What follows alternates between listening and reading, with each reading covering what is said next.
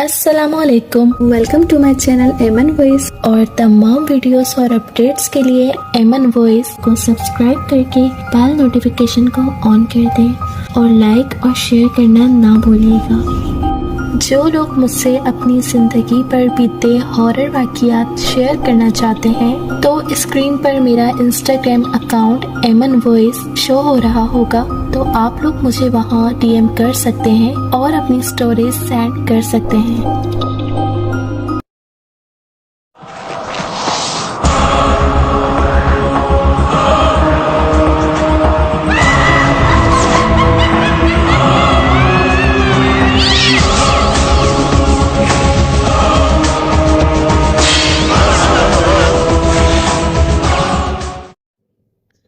तो आइए सुनते हैं आज की वीडियो में किसी की ज़िंदगी पर बीती एक पुरस्कार कहानी।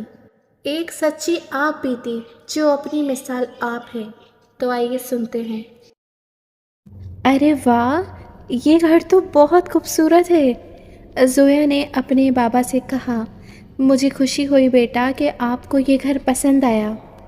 बिलाल ने अपनी बेटी जोया से कहा, मिस्टर ज़ैद का पूरा कुंबा आज इस 10 कनाल की कोठी में शिफ्ट हुआ था। मिस्टर ज़ैद के 3 बेटे थे, मुज़म्मिल सबसे बड़ा, उससे छोटा बिलाल और सबसे छोटा ज़ैन। उन तीनों भाइयों की एक ही इकलौती बहन सानिया थी जिसकी तलाक हो गई थी।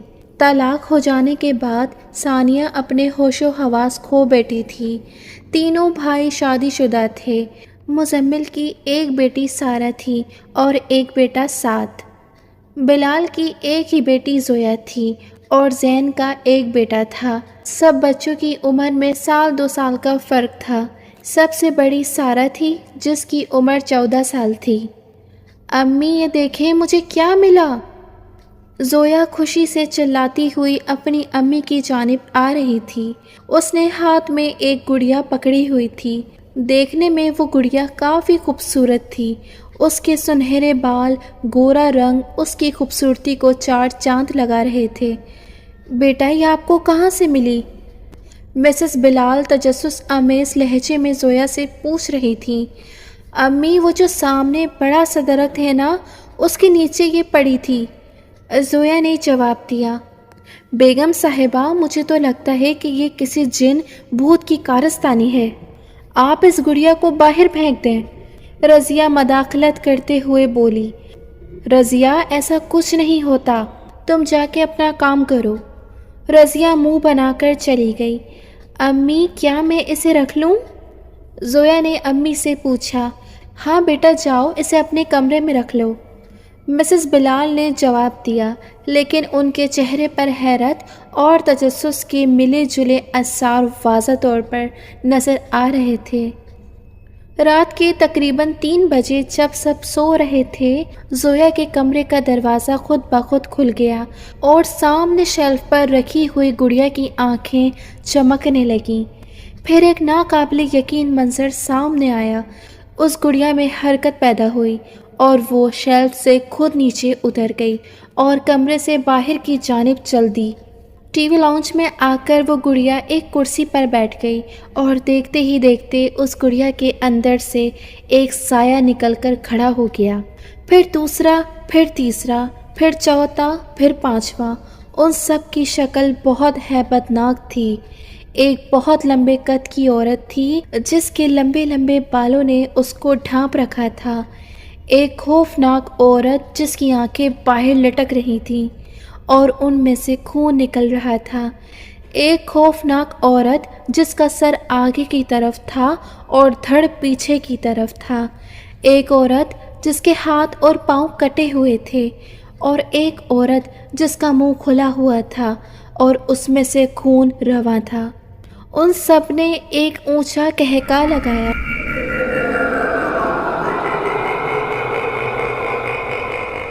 फिर वो सब अचानक गायब हो गए। गुड़िया की आंखों में एक बार फिर रोशनी पैदा हुई। वो कुर्सी से उठी और सानिया के कमरे की जानिब चल दी। सानिया ख्वाबों की दुनिया का सफ़र कर रही थी कि अचानक उसकी आंख खुल गई। उसको ऐसा महसूस हुआ कि उसके कंबल में कोई और भी है। وہ فوراً بیڈ سے اتر گئی۔ پھر وہ ہمت کر کے آگے بڑھی اور کمل کو بیڈ سے کھینچ کر نیچے گرا دیا، لیکن جب چیک کیا تو بیڈ پر کوئی نہ تھا۔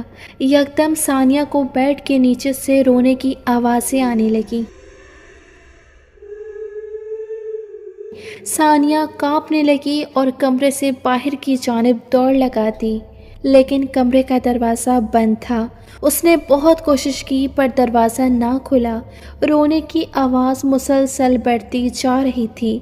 ثانیہ بہت چیخی چلائی، بہت دروازہ کھٹکھٹایا، مگر دروازہ ویسے کا ویسا ہی جام رہا۔ کمرے کا بلب بند ہوا، پھر چل گیا، پھر بند ہوا، پھر چل گیا۔ ایسا مسلسل ہونے لگا۔ ثانیہ کا کلیجہ منہ کو آ گیا۔ بلب اب مکمل طور پر بند ہو گیا، جبکہ رونے کی آواز بہت تیز ہو گئی۔ ثانیہ کو ایسا لگ رہا تھا کہ ابھی اس کے کانوں کے پردے پھٹ جائیں گے۔ اچانک رونے کی آوازیں بند ہو گئیں۔ تھوڑی دیر بعد بلب بھی جل گیا۔ ثانیہ نے چاروں اطراف نظر گھما کر دیکھا پر اسے کچھ بھی نظر نہیں آیا۔ پھر ثانیہ نے ہمت کی اور بیڈ کی جانب چل دی۔ بیڈ کے قریب پہنچ کر ثانیہ بیڈ کے نیچے جھانکی پر نیچے تو کچھ بھی نہیں تھا۔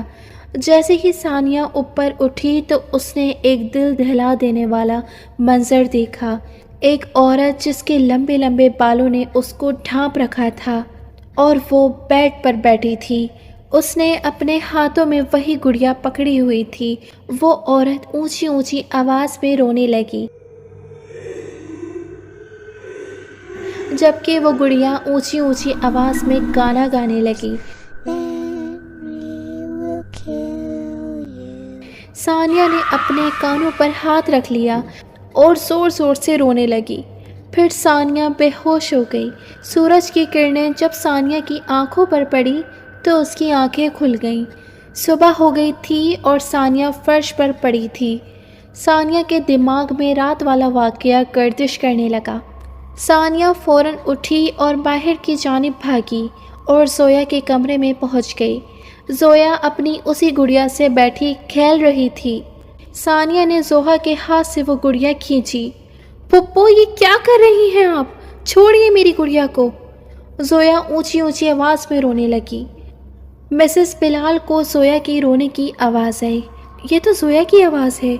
زویا کو کیا ہوا؟ پارسا زویا کے کمرے کی طرف بھاگی۔ کیا ہوا ہے؟ کیوں رو رہی ہے؟ زویا پارسا کے کمرے میں داخل ہوتے ہوئے بولی، امی یہ دیکھیں، پھپھو میری گڑیا کھینچ رہی ہے۔ نہیں پارسا بھابھی، یہ گڑیا ٹھیک نہیں ہے، آپ اس کو باہر پھینک دیں۔ ارے چل تو، یہ تو سدا کی پاگل ہے، دفع ہو یہاں سے۔ یہاں سے پارسا چلائی۔ نہیں بھابھی پلیز ایک بار میری بات سنیں۔ اس سے پہلے ثانیہ کچھ بولتی، پارسا نے ثانیہ کے منہ پر ایک زوردار تماچا لگا دیا۔ ثانیہ منہ کے بل فرش پر گر گئی۔ بلال، بلال، پارسا چلائی۔ کیا ہوا؟ شور سن کر بلال آ گیا۔ دیکھو تمہاری بہن نے میری بیٹی کو مارا ہے اور مجھ پر بھی ہاتھ اٹھایا ہے۔ نہیں نہیں بھابھی جھوٹ بول رہی ہیں۔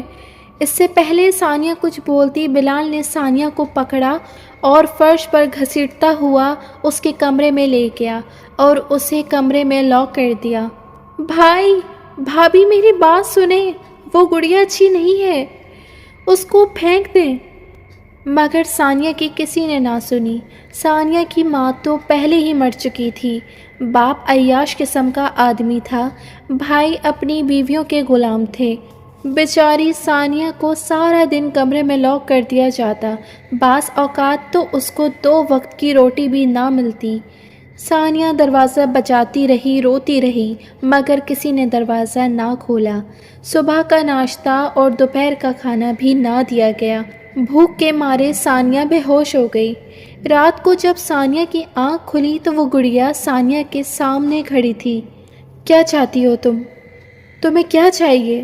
ثانیہ چلائی۔ وہ گڑیا چپ چاپ کھڑی ثانیہ کو تکے جا رہی تھی۔ پھر ثانیہ نے جو منظر دیکھا اس نے اس کا دل دہلا کر رکھ دیا۔ اس گڑیا نے چھلانگ لگائی اور دیوار پر چڑھ گئی۔ پھر اس نے ایک چاقو پکڑا اور اپنے پیٹ میں مارا۔ اس کے پیٹ سے خون رسنے لگا۔ یہ دیکھ کر ثانیہ نے اپنی آنکھوں پر ہاتھ رکھ لیا اور رونے لگی۔ کچھ دیر بعد ثانیہ کو چکر آئے اور وہ بے ہوش ہو گئی۔ اس کی آنکھیں کھلی تو کھانا اس کے پاس پڑا تھا۔ وہ کسی بھوکی بلی کی طرح کھانے پر جھپٹی اور کھانا کھانے لگی۔ پیٹ بھرنے کے بعد ثانیہ کے ذہن میں گڑیا والا واقعہ ایک مرتبہ پھر گردش کرنے لگا۔ اسے گھر والوں کی بہت فکر تھی۔ اس کے ذہن میں کسی عامل سے رجوع کرنے کا خیال آیا، لیکن اس کے پاس کسی عامل کا نمبر بھی تو نہیں تھا، نہ ہی اس کے پاس موبائل تھا۔ اس کے ذہن میں خیال آیا کہ وہ لیونگ روم میں رکھے ہوئے لیپ ٹاپ پر کسی عامل کو تلاش کر سکتی ہے۔ اس نے دروازہ دیکھا تو وہ کھلا ہوا تھا۔ اس نے ہاتھ میں کاپی پکڑی اور لیونگ روم کی جانب چل دی۔ لیپ ٹاپ میں سے اسے 2 سے 3 عامل کا نمبر مل گیا تھا۔ لیپ ٹاپ کے پاس کسی کا موبائل پڑا ہوا تھا، جو ثانیہ اٹھا کر اپنے ساتھ کمرے میں لے گئی۔ لیونگ روم سے نکلتے ہوئے ثانیہ کو مسز مزمل نے دیکھ لیا۔ رات کے تقریباً 1 بج رہے تھے۔ پارسا بھابھی کو پیاس لگی، لیکن پاس رکھے ہوئے جگ میں سے پانی ختم ہو چکا تھا، لہٰذا وہ پانی پینے کے لیے باورچی خانے کی طرف چل دی۔ پانی پی کر جیسے ہی پارسا واپس مڑی تو زویا کی گڑیا سامنے شیلف پر بیٹھی ہوئی تھی۔ زویا نے اپنی گڑیا کہاں رکھ دی؟ پارسا بولی۔ ابھی وہ گڑیا کو اٹھانے ہی لگی تھی کہ گڑیا خود بخود ہنسنے لگی۔ پارسا نے جب غور کیا تو اس کے ہونٹ ہل رہے تھے اور وہ اپنی پلکیں بھی جھپکا رہی تھی۔ یہ کیسے ہو سکتا ہے؟ پارسا حیران ہوتے ہوئے بولی۔ اچانک اس گڑیا کی آنکھوں سے خون آنے لگا۔ یہ دیکھ کر پارسا کانپنے لگی۔ اسے اپنی آنکھوں پر یقین نہیں آ رہا تھا۔ گڑیا اب گانا گانے لگی۔ گڑیا کے گانے کی آواز تیز ہوتی گئی۔ پارسا نے اپنے کانوں پر ہاتھ رکھ لیا اور ہمت کر کے باہر کی جانب بھاگی، مگر کچن کا دروازہ خود بخود بند ہو گیا۔ پارسا کو اپنے کندھے پر کچھ محسوس ہوا۔ جب اس نے پیچھے مڑ کر دیکھا تو پتہ چلا کہ وہ کوئی اور نہیں، زویا کی گڑیا تھی۔ گڑیا نے چاقو نکالا اور پارسا کے گلے پر دے مارا۔ پارسا لرزتے ہوئے نیچے گر گئی اور تڑپنے لگی۔ پھر گڑیا نے پارسا کے گلے سے چاقو نکال دیا تو پارسا کے گلے سے خون کا فوارہ پھوٹ گیا۔ پھر گڑیا نے اپنا منہ پارسا کے گلے کو لگا لیا اور اس کا خون پینے لگی۔ جب پارسا کا جسم خون سے اچھی طرح نچڑ گیا تو گڑیا نے گلے کی اس جگہ پر جہاں چاقو مارا تھا وہاں چاقو کی نوک رکھی اور چاقو کو دھکیلتے ہوئے پارسا کا پورا جسم چیر دیا۔ پورا گوشت نکل کر باہر لٹکنے لگا۔ گڑیا پارسا کا گوشت کھانے لگی۔ پارسا تو کب کی اس در فانی سے کوچ کر گئی تھی۔ ثانیہ کمرے میں آئی، بیڈ پر بیٹھی، ایک کے بعد ایک دوسرے عامل کا نمبر ملایا۔ دونوں ہی نے فون نہ اٹھایا۔ خوش قسمتی سے تیسرے عامل کا نمبر مل گیا۔ دعا سلام کے بعد ثانیہ نے عامل صاحب کو پوری کہانی سنائی۔ واضح ہے وہ گڑیا سب کی جان لینا چاہتی ہے، لیکن ایک حیرانی کی بات ہے، وہ تمہیں کچھ کہہ نہیں رہی، بس ذہنی اذیت پہنچا رہی ہے، جس سے یہ ثابت ہوتا ہے کہ وہ تمہاری خیر خواہ تو نہیں، پر وہ تمہیں نقصان بھی نہیں پہنچا رہی، جس کے پیچھے کوئی بہت بڑی وجہ ہے۔ دوسرا یہ کہ تمہارے گھر والوں کو اس سے زیادہ خطرہ ہے۔ تم نماز کی پابندی کرو، میں جلد تمہارے گھر آنے کی کوشش کرتا ہوں۔ یہ کہہ کر عامل صاحب نے فون بند کر دیا۔ کچھ دیر بعد ثانیہ کے کمرے میں مسز مزمل داخل ہوئیں۔ کیا چرا کر بھاگی تھی؟ پاکیزہ بھابھی نے ثانیہ سے سوال کیا۔ نہیں بھابھی، کچھ نہیں، میں کچھ نہیں کر رہی تھی، وہ چوری کر رہی تھی، تجھے میں بتاتی ہوں۔ یہ کہہ کر پاکیزہ بھابھی نے کمرے کا دروازہ بند کر دیا۔ بھابھی نے پاس رکھا ڈنڈا اٹھایا اور ثانیہ کو مارنے لگی۔ ثانیہ بیچاری مسلسل رحم کی بھیک مانگ رہی تھی، لیکن بھابھی نے ایک نہ سنی۔ ثانیہ کو مارنے کے بعد پاکیزہ بھابھی کمرے سے چلی گئیں اور ثانیہ بیچاری درد کے مارے اٹھ بھی نہیں پا رہی تھی اور فرش پر لیٹی کرا رہی تھی۔ تقریباً 2 گھنٹے بعد رضیہ ثانیہ کے لیے کھانا لے کر آئی تو ثانیہ کو فرش پر لیٹے دیکھا۔ ثانیہ کی آنکھیں بند تھیں۔ بی بی جی کھانا لے آئی ہوں، کھانا کھا لیں، رضیہ بولی، مگر ثانیہ نے کوئی جواب نہ دیا۔ بی بی جی کیا ہوا ہے آپ کو، کیا ہوا ہے؟ رضیہ نے ثانیہ کے منہ پر پانی کے چھینٹے مارے تو ثانیہ نے اپنی آنکھیں کھول دیں۔ بی بی جی کیا ہوا تھا آپ کو، آپ ٹھیک تو ہے نا؟ وہ ذرا چکر آ گئے تھے۔ بی بی جی میں جانتی ہوں پاکیزہ بی بی نے آپ کو مارا تھا، میں نے ان کو آپ کے کمرے سے نکلتے دیکھا۔ رضیہ ان باتوں کو چھوڑو، تم نے زویا کے پاس وہ گڑیا دیکھی؟ جی میں نے دیکھی، پر مجھے وہ گڑیا کوئی عام گڑیا نہیں لگتی، رضیہ نے جواب دیا۔ رضیہ تم نے صحیح بولا، وہ کوئی عام گڑیا نہیں ہے، وہ شیطانی گڑیا ہے جو گھر میں موجود ہے، سب لوگوں کو مارنا چاہتی ہے، پر کوئی بھی میری بات پر یقین نہیں کر رہا۔ باجی مجھے آپ کی بات پر پورا یقین ہے، اب آپ روٹی کھا لیں، میں چلتی ہوں۔ یہ کہہ کر رضیہ کمرے سے باہر چلی گئی اور ثانیہ کھانا کھانے لگی۔ صبح کے 9 بجے گھر کی گھنٹی بجی۔ ایک عامل صاحب تشریف لائے۔ جی کون؟ میں جبار ہوں، مجھے ثانیہ بیٹی نے بلایا ہے، غالباً آپ کے گھر میں شیطانی طاقتوں کا راج ہے۔ جبار صاحب مزمل سے مخاطب تھے۔ رکیے ذرا، گارڈ ادھر آؤ، مزمل چلایا، اسے دھکے دے کر گھر سے نکالو، اس کو اندر کیوں آنے دیا؟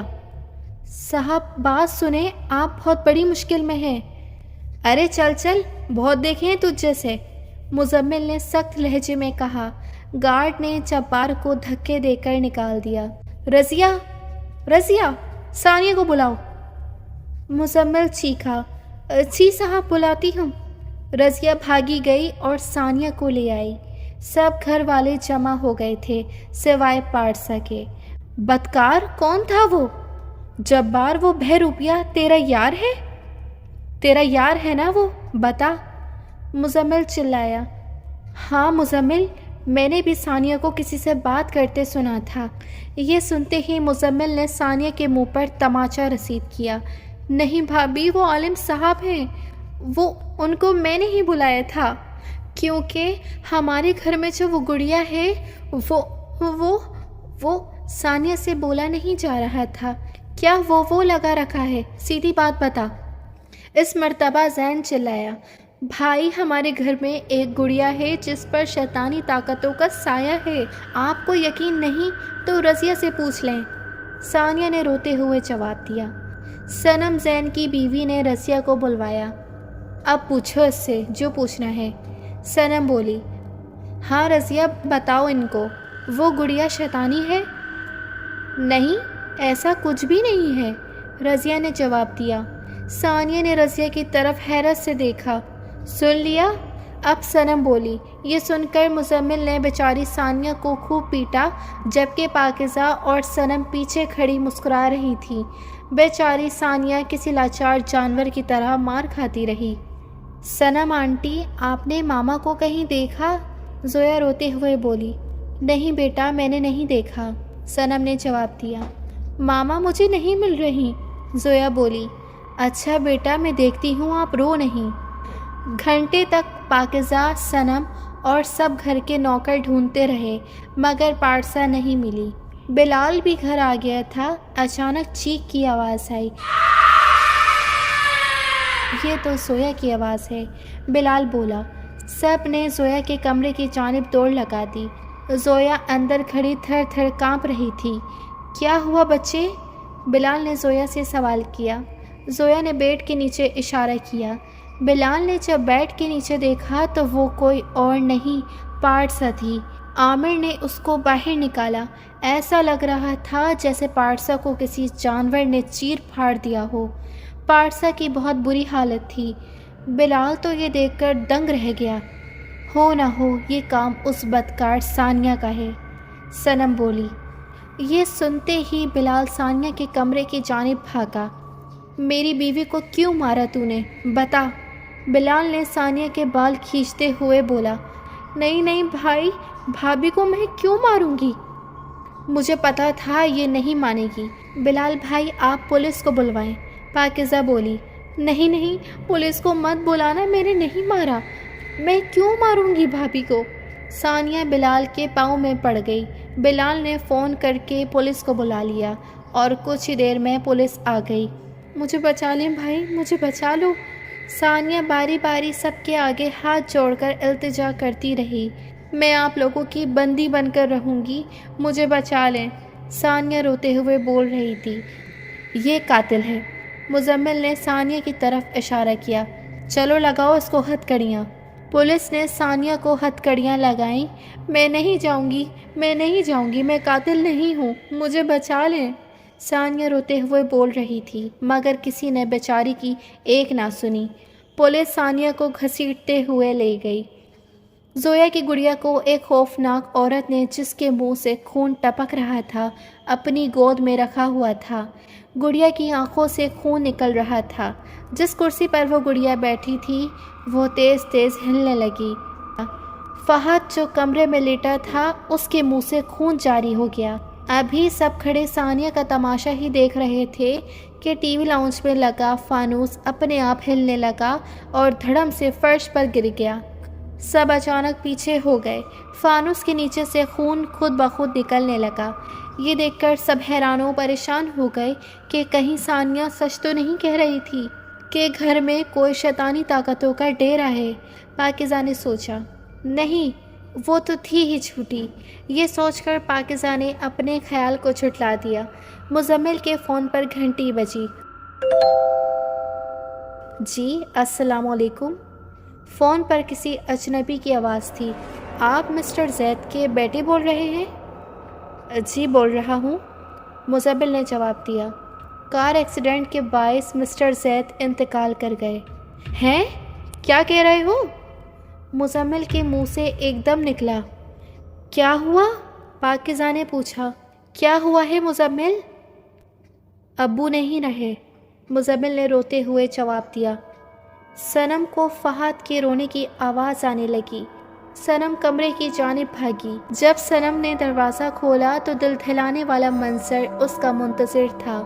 فہد کے منہ سے خون نکل رہا تھا، جس سے پورا بستر تر تھا۔ فہد میرے بچے، کیا ہوا؟ صنم چیخی۔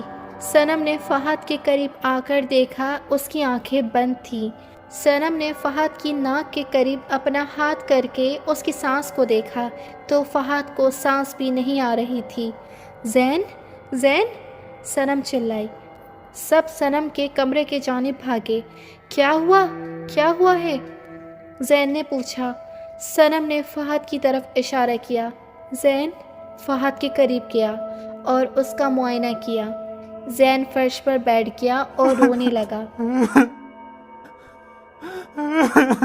گڑیا کی کرسی تیز تیز ہل رہی تھی۔ اس کی آنکھوں سے خون کی دھاریں رواں تھیں۔ اس کے چہرے پر غصہ واضح طور پر دکھائی دے رہا تھا۔ مسٹر زید کے گھر میں کوہرام مچا ہوا تھا۔ ایک ساتھ تین جنازے اس کے گھر سے نکلے۔ بلال، مزمل، صنم اور زین کی حالت بہت بری تھی۔ پاکیزہ مسلسل سوچ رہی تھی کہ کہیں ثانیہ سچ تو نہیں بول رہی تھی، کہیں اس کی بد دعا تو نہیں لگ گئی، لیکن ہر بار وہ یہ سوچ کر اپنے خیالات کو جھٹلا دیتی کہ ثانیہ تو تھی ہی بدکار، جھوٹی اور مکار۔ ادھر ثانیہ بیچاری رو رو کر دہائیاں دیتی رہی کہ اس نے بھابھی کا قتل نہیں کیا۔ انسپکٹر سمینا بولی، دیکھ لڑکی، ہم تجھ سے سیدھی طرح پوچھ رہے ہیں، سچ سچ بتا دے ورنہ ہمارے پاس سچ اگلوانے کے اور بھی طریقے ہیں۔ مگر ثانیہ ٹس سے مس نہ ہوئی۔ چلو یہ ایسے نہیں مانے گی، اس کی ذرا خاطر تواضع کرو۔ انسپکٹر شاہد ایک جانب کھڑا ثانیہ کو گھور رہا تھا، لہٰذا ثانیہ کو خوب پیٹا گیا، ڈنڈوں سے، جوتوں سے، یہاں تک کہ بیچاری کے کوڑے بھی مارے گئے۔ ثانیہ روتی جاتی اور اپنی بے گناہی کا ڈھنڈورا پیٹتی جاتی، مگر کسی نے اس کی نہ سنی۔ ہاں بھائی، مانی کہ نہیں؟ انسپکٹر سمینا نے سوال کیا، مگر جواب نفع میں آیا۔ اس کو زندان میں ڈال دو، 2-3 دن وہاں رہے گی نا، خود ہی عقل ٹھکانے آ جائے گی۔ انسپیکٹر سمینہ نے حکم دیا اور ثانیہ کو زندان میں ڈال دیا۔ شام ہو چکی تھی، گھر میں سناٹے کا راج تھا، ہر کوئی اپنے کمرے میں بند تھا۔ پاکیزہ سعد اور سارہ کو کھانا دینے لگی تو کمرے میں صرف سعد تھا، سارہ نہیں۔ بیٹا سعد، سارہ کہاں ہے؟ پاکیزہ نے پوچھا۔ سعد نے کوئی جواب نہیں دیا اور وہیں بے ہوش ہو گیا۔ مزمل، مزمل، پاکیزہ چیخی۔ کیا ہو گیا؟ مزمل نے جھنجھلا کر بولا۔ دیکھیں سعد کو کیا ہو گیا ہے، پاکیزہ نے روتے ہوئے جواب دیا۔ اچانک پاکیزہ کے ذہن میں ثانیہ کی باتیں آ گئیں۔ وہ زویا کے کمرے کی جانب بھاگی۔ جیسے ہی پاکیزہ نے زویا کے کمرے کا دروازہ کھولا تو دیکھا کہ زویا اپنے کمرے کی کھڑکی میں کھڑی تھی اور پیچھے کرسی پر بیٹھی گڑیا کھڑی کہہ کے لگا رہی تھی۔ پورا کمرہ خون سے بھرا ہوا تھا اور جگہ جگہ گوشت کے ٹکڑے پڑے ہوئے تھے۔ رات کے تقریباً 1 بجے زندان کا دروازہ کھلا اور ایک سپاہی اندر آیا۔ چلو ثانیہ بی بی، تمہیں انسپیکٹر شاہد بلا رہے ہیں، سپاہی بولا۔ ثانیہ نے اپنے زخمی ہاتھوں سے سر پر دوپٹہ اوڑھا اور سپاہی کے پیچھے چل دی۔ ایک کمرے میں ثانیہ کو لے جایا گیا جہاں انسپیکٹر شاہد کھڑا تھا۔ دیکھو دیکھو کون آیا ہے، زہ نصیب، زہ نصیب، شاہد بولا۔ ثانیہ نے اپنا سر نیچے جھکا لیا۔ ارے ڈرو مت، ہم بھی تمہارے اپنے ہی ہیں۔ شاہد ثانیہ کی جانب بڑھا۔ دیکھیے، دور رہیے مجھ سے، میں ایک پاکیزہ عورت ہوں، ثانیہ کانپتے ہوئے بولی۔ انسپیکٹر شاہد مسلسل ثانیہ کی جانب بڑھ رہا تھا۔ ثانیہ دروازے کی جانب بھاگی مگر دروازہ بند تھا۔ دیکھو، میری عزت کا خیال کرو، تمہارے گھر میں بھی عورتیں ہوں گی، ثانیہ روتے ہوئے بولی۔ ارے ارے، جس کے گھر والوں نے اس کی عزت کا خیال نہ کیا تو باہر والے خیال کریں گے؟ شاہد کا لہجہ بہت کرخ تھا۔ وہ جانور ثانیہ کی جانب بڑھا اور اس کا دوپٹہ کھینچ کر نیچے گرا دیا۔ پاکیزہ نے دیکھا کہ زویا کھڑکی میں کھڑی ہے اور پیچھے گڑیا اونچا اونچا کہکا لگا رہی ہے۔ پورا کمرہ گوشت کے ٹکڑوں اور خون سے بھرا ہوا تھا۔ پاکیزہ تھوڑا آگے بڑھی تو دیکھا کہ ایک ہیبت ناک عورت جس کی آنکھیں باہر لٹک رہی تھیں، اس نے شیشے کا ایک ٹکڑا پکڑا ہوا تھا اور پاکیزہ کی بیٹی سارہ کے جسم کے ٹکڑوں کو کاٹ کاٹ کر ان میں سے گوشت نکال کر کھا رہی تھی اور اس کا خون پی رہی تھی۔ پاکیزہ لرزتے ہوئے پیچھے ہٹی تو کسی چیز سے ٹکرا کر نیچے گر گئی۔ جب پاکیزہ نے غور کیا تو وہ بلال کا کٹا ہوا سر تھا۔ یہ دیکھ کر پاکیزہ کے پسینے چھوٹ گئے۔ زویا نے پاکیزہ کی طرف منہ کیا تو پاکیزہ کا کلیجہ منہ کو آ گیا۔ زویا کا چہرہ پوری طرح سے کٹا پٹا تھا اور گوشت کے لوتھڑے باہر لٹک رہے تھے جن میں سے خون روا تھا۔ یہ دیکھ کر پاکیزہ چیخیں مارتی ہوئی باہر کی جانب بھاگی۔ اس کو خود پر یقین نہیں ہو رہا تھا۔ وہ صنم کے کمرے کی جانب بھاگی۔ جیسے ہی صنم کے کمرے کا دروازہ پاکیزہ نے کھولا تو وہاں بھی گوشت کے ٹکڑے اور خون پھیلا ہوا تھا۔ وہ پاگلوں کی مانند چیخ رہی تھی، ثانیہ سچی تھی، ثانیہ سچی تھی۔ اسے کچھ سمجھ نہیں آ رہا تھا وہ کیا کرے۔ پھر اس نے سوچا کہ مزمل اور سعد کو لے کر وہ وہاں سے بھاگ جائے گی۔ پھر وہ اس کمرے کی جانب بھاگی جہاں مزمل اور سعد تھے، مگر وہاں بھی گوشت کے ٹکڑے اور خون پھیلا ہوا تھا۔ اسے یقین ہو گیا تھا کہ کوئی نہیں بچا۔ پھر وہ اکیلی گھر سے باہر کی جانب بھاگی، لیکن مین دروازہ تو جیم ہو چکا تھا۔ اس نے بہت زور لگایا لیکن وہ نہ کھلا۔ اتفاق سے آج تمام ملازمین کو بھی چھٹی دے دی گئی تھی۔ پاکیزہ کو کسی کے چیخنے کی آواز آئی۔ جیسے ہی اس نے پیچھے مڑ کر دیکھا تو ایک خوفناک عورت جس کے منہ سے خون رس رہا تھا اور اس کے بڑے اور لمبے نوکیلے دانت تھے، وہ پاکیزہ کے پیچھے کھڑی تھی۔ اس نے اپنے دانت پاکیزہ کی گردن میں کاٹ دیے اور اس کا خون پینے لگی۔ آخر کار پاکیزہ بھی دم توڑ گئی۔ پھر زید ہاؤس میں خون کی بولی کھیلی جا رہی تھی۔ وہ وحشی درندہ ثانیہ کی جانب بڑھا۔ ثانیہ اونچی اونچی چلانے لگی، یہاں کیا ہو رہا ہے اندر؟ انسپکٹر ثمینہ چلائی۔ انسپکٹر ثمینہ نے دروازہ کھولا تو دیکھا کہ ثانیہ کا دوپٹہ ایک جانب پڑا ہے اور شاہد کھڑا اپنے ہاتھوں کو مل رہا تھا۔ ثمینہ آگے بڑھی اور ایک زوردار تماچا شاہد کے منہ پر مارا۔ ثمینہ نے ثانیہ کو اس کا دوپٹہ اڑایا اور اس کو باہر لے گئی۔ شکر ہے انسپکٹر، آپ وقت پر پہنچ گئی، ورنہ میرا پتہ نہیں کیا ہوتا۔ ثانیہ روتے روتے بولی، جس کی حفاظت کا ذمہ اللہ پاک نے لے لیا ہو تو اس کو کوئی کچھ نہیں کہہ سکتا۔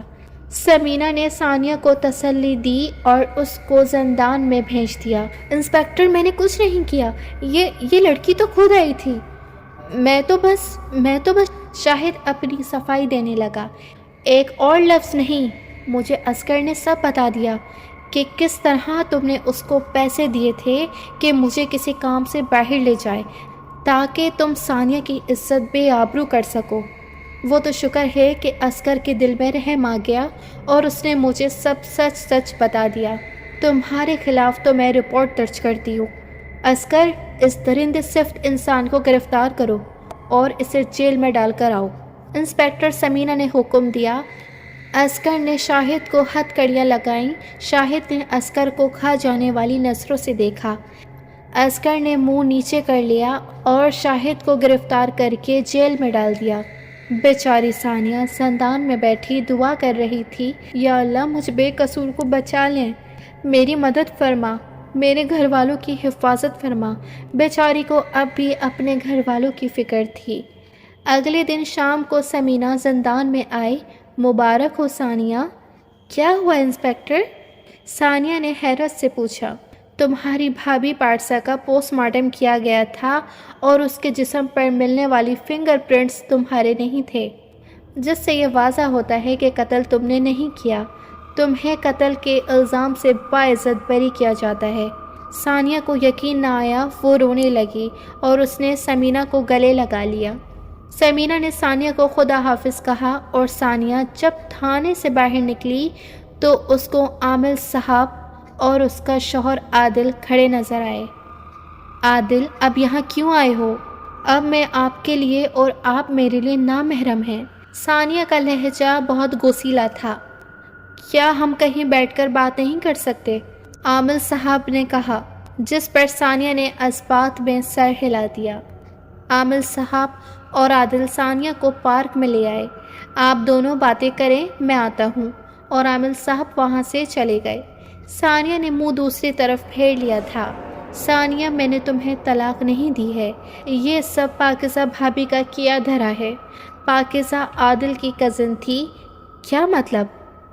ثانیہ نے حیرانگی سے کہا، مطلب یہ کہ ثانیہ، تم پاکیزہ آپی کو ایک آنکھ نہیں بھاتی تھی۔ انہوں نے مجھے شروع میں ہی بولا تھا کہ میں تمہیں طلاق دے دوں، مگر میں نہ مانا۔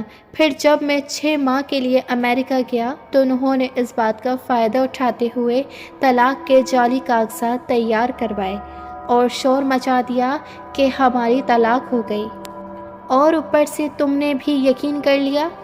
عادل نے اپنی صفائی دی۔ میں آپ کا یقین کیسے کر لوں؟ ثانیہ نے سوال کیا۔ تم ان وکیل سے بات کر لو جنہوں نے یہ کاغذات تیار کیے تھے۔ ثانیہ کی عادل نے وکیل صاحب سے بات کروائی اور سب کچھ واضح ہو گیا۔ ثانیہ، یہ تم نے اپنی کیا حالت کر لی ہے؟ عادل ثانیہ کی حالت دیکھ کر دکھی ہو گیا۔ عامل صاحب واپس آ گئے؟ ہاں بھائی، الجھی ہوئی گرہیں سلجھیں؟ عامل صاحب عادل سے مخاطب تھے، جس کے جواب میں عادل نے اثبات میں سر ہلا دیا۔ اچھا عادل، مجھے گھر لے چلیں، مجھے ابو سے اور بھائیوں سے ملنا ہے۔ عادل نے عامل صاحب کی طرف دیکھا۔ عامل صاحب ثانیہ سے بولے، ثانیہ، وہ گڑیا ایک شیطان تھا جس پر 5 شیطانی طاقتوں کا قبضہ تھا۔ کیونکہ تم ایک نیک دل لڑکی تھی، لہٰذا وہ شیطان تم پر قابض کر کے تم سے شیطانی کام کروانا چاہتے تھے، لیکن اللہ پاک کی مہربانی دیکھو، تمہیں شیطان کے چنگل سے نکال لیا۔ جانتا ہوں کہ تمہیں کچھ دن زندان میں اذیت کاٹنا پڑی، لیکن اس کے پیچھے بھی اللہ پاک کی بہتری تھی۔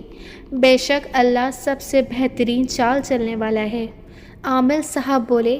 ثانیہ بہت غور سے عامل صاحب کی باتیں سن رہی تھی۔ میرے علم کے مطابق یہ بہت پرانی بات ہے۔ ایک جادوگرنی اس گڑیا کو جادو کے لیے استعمال کیا کرتی تھی۔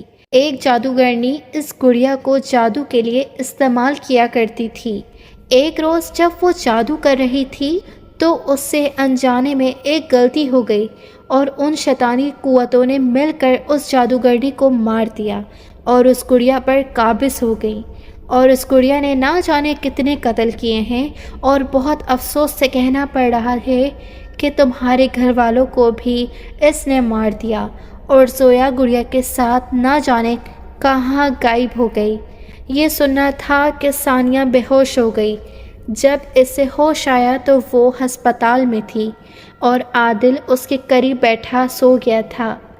ثانیہ نے اپنی آنکھیں بند کر لی جن میں سے آنسو روا تھے۔ 3 سال بعد ثانیہ اور عادل نے اپنا دوبارہ گھر بسا لیا، اور اب ان کے پاس اللہ کی نعمت بھی ہے اور رحمت بھی، یعنی ایک بیٹا اور ایک بیٹی۔ ایسا نہیں ہے کہ ثانیہ اپنے گھر والوں کو بھول گئی، وہ اکثر ان کو یاد کر کے رویا کرتی تھی، حالانکہ اس کے گھر والوں نے اس پر بہت ظلم کے پہاڑ توڑ ڈالے تھے، لیکن اس نرم دل لڑکی نے کبھی بھی اپنے دل میں اپنے گھر والوں کے لیے نفرت کو جگہ نہ دی۔ ثانیہ قرآن مجید کی تلاوت کر رہی تھی، اس کی آنکھیں نم ہو گئیں جب اس نے یہ آیت پڑھی، ان اللہ مع الصابرین، بے شک اللہ صبر کرنے والوں کے ساتھ ہے۔ ثانیہ نے قرآن مجید کو چوم لیا اور زاروں قطار رونے لگی۔ عادل پیچھے کھڑا ثانیہ کو دیکھ کر مسکرا رہا تھا۔ زید ہاؤس کو ثانیہ نے بیچ دیا، ایک نیا خاندان اس گھر میں آ گیا۔ گڑیا درخت کے نیچے بیٹھی مسکرا رہی تھی۔ اس نے خاندان کی سب سے چھوٹی اور لاڈلی بچی آمنہ نے آ کر اس شیطانی گڑیا کو اٹھا لیا۔ امی، امی دیکھیں مجھے کیا ملا ہے، آمنہ چلائی۔ آمنہ گڑیا کو اندر لے گئی۔ گڑیا کو نہیں، شیطان کو، شیطان کو، شیطان کو۔ جنہوں نے ابھی تک ہمارے چینل کو سبسکرائب نہیں کیا تو وہ کائنڈلی ہمارے چینل کو سبسکرائب کر کے بیل نوٹیفیکیشن کو آن کر دیں۔ ملتے ہیں پھر کسی اور ہارر اسٹوری کے ساتھ۔ So stay tuned. اللہ حافظ۔